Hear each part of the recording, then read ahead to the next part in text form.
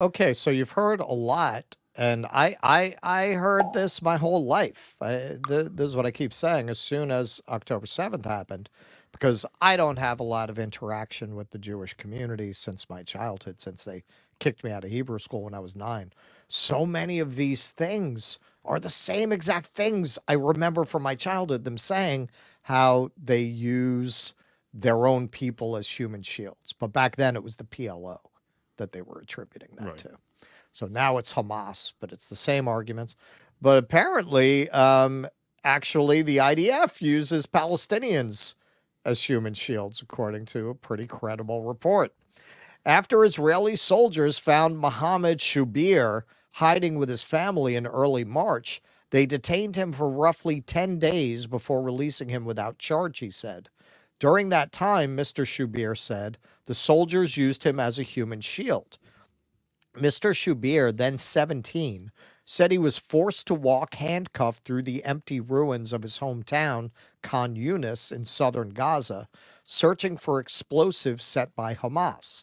To avoid being blown up themselves, the soldiers made him go ahead, Mr. Shubir said. In one wrecked building, he stopped in his tracks. Running along the wall, he said, was a series of wires attached to explosives. The soldiers sent me like a dog to a booby-trapped apartment, said Mr. Shubir, a high school student. I thought these would be the last moments of my life. High school student. An investigation by the New York Times found that Israeli soldiers and intelligence agents throughout the war in Gaza have regularly forced captured Palestinians like Mr. Shubir to contact life-threatening reconnaissance missions to avoid putting Israeli soldiers at risk on the battlefield.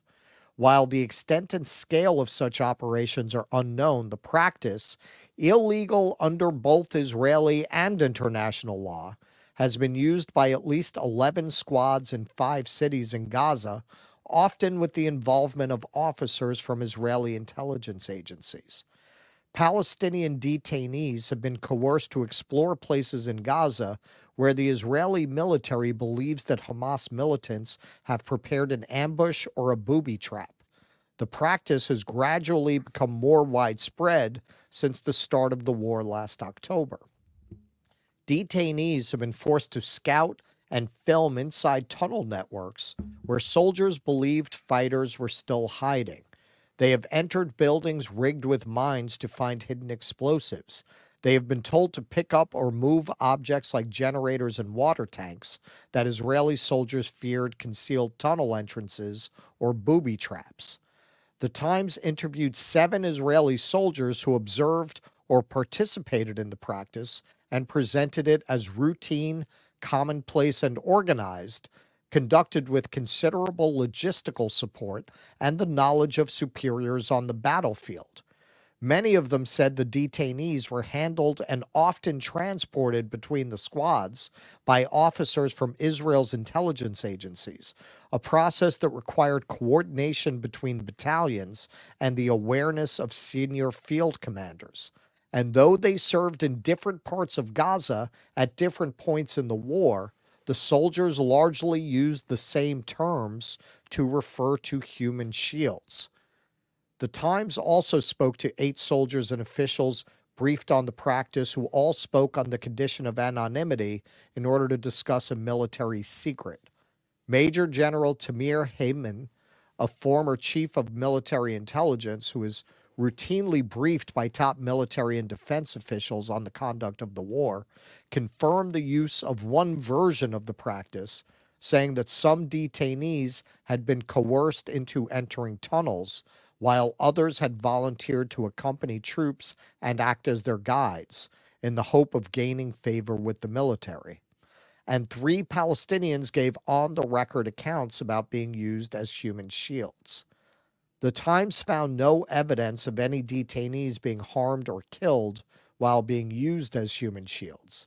In one case, an Israeli officer was shot and killed after a detainee sent to search a building either did not detect or failed to report a militant hiding there. I'm betting the latter. Um, the Israeli military said in a statement that its directives and guidelines strictly prohibit the use of detained Gaza civilians for military operations. It added that the accounts of the Palestinian detainees and soldiers interviewed by the Times would be examined by the relevant authorities. In 5 years, there will be a report. International law forbids the use of civilians or combatants as a shield against attack. It is also illegal to send captured combatants to places where they would be exposed to fire or to force civilians to do anything related to the conduct of military operations. While the laws are vaguer about the rights of people detained during conflicts with a non-state actor like Hamas, isn't Hamas a state actor in the sense that while it's not a state, they were the governing body? They were voted for and elected in Gaza.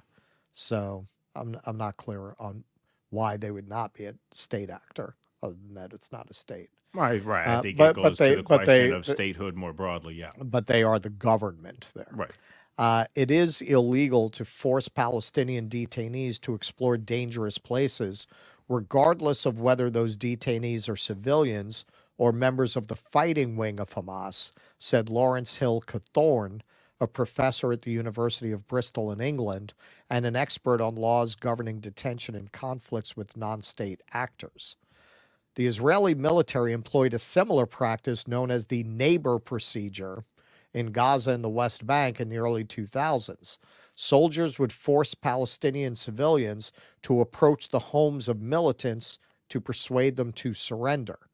That procedure was banned in 2005 by Israel's Supreme Court in an expansive ruling that also outlawed the use of human shields in other contexts.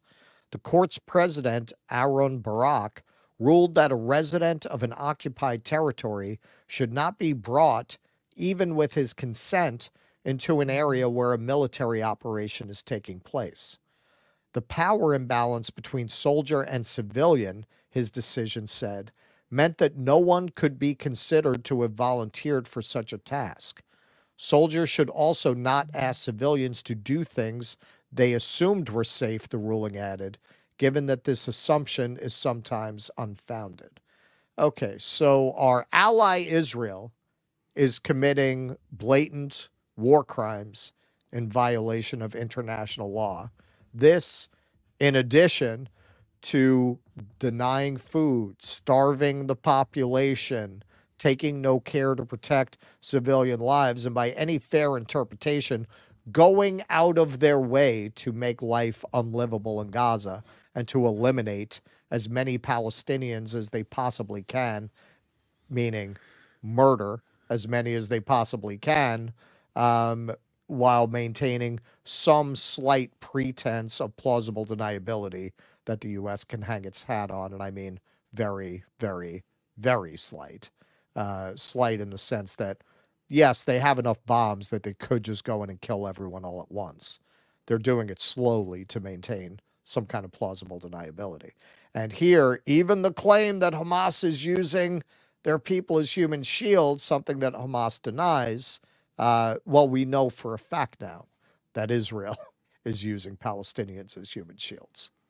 Well, yeah, two things. So, the over the summer, before October 7th, summer of last year, what was Netanyahu being protested for primarily was trying to disempower the Supreme Court in Israel, trying to consolidate power behind the executive, i.e., him. I'll let that hang in the air because that could have very well been in preparation for the expansion of Greater Israel, where they have to take, shall we say, extra legal measures, even according to their own society. And as that judge rightly ruled, there's no such thing as consent to be dragged into a military zone, given the power imbalance between an IDF soldier and a Palestinian civilian. So, the very court that put a stop to that process, which had been in place 20 years ago, they are trying to now disempower that within Israel, meaning Netanyahu's party. And that is there's a big part of what put him in such political peril to begin with. The second thing, obviously, the human shields revelation here, as reported in the New York Times. Like I said, this is a mainstream outlet.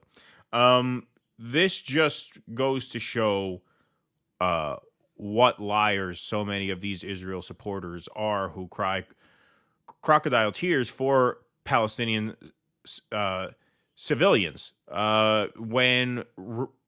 Remember, there was the hostage rescue mission where 4 Israeli hostages were recovered from, I forget the town or the province. This was probably about 6 months ago. It was one of the bloodiest days of the war, where 292 civilians were killed in an operation that brought the rescue of 4 hostages.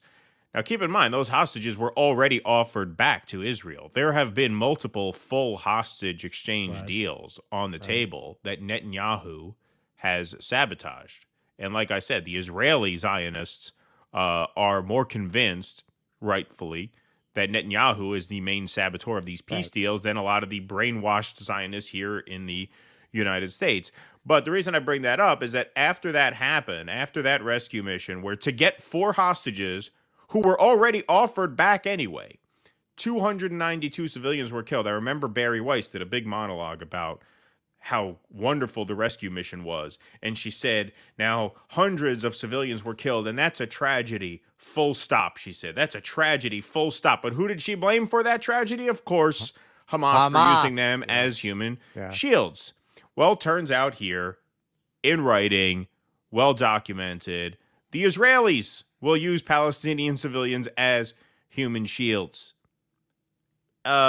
Just one more revelation. They just keep coming. They just keep coming. But whenever you hear that talking point now, well, the reason why so many Palestinians are being killed, it's not because the IDF is bombing them indiscriminately from the sky. It's not that they're shooting missiles into field hospitals, which they did this last week. It's all because they are hostage to a governing body that is deliberately putting them in harm's way.